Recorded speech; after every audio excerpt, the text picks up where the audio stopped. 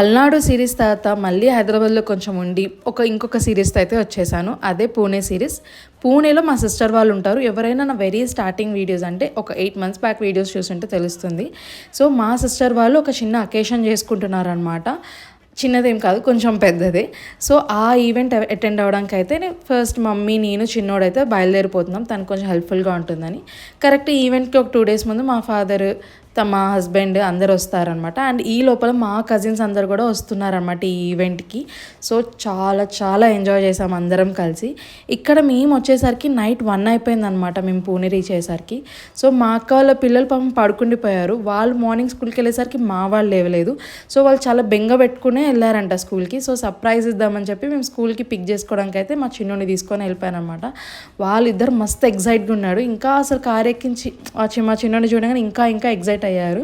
I hope ఈ సిరీస్ని కూడా మీరు ఎంజాయ్ చేస్తారని.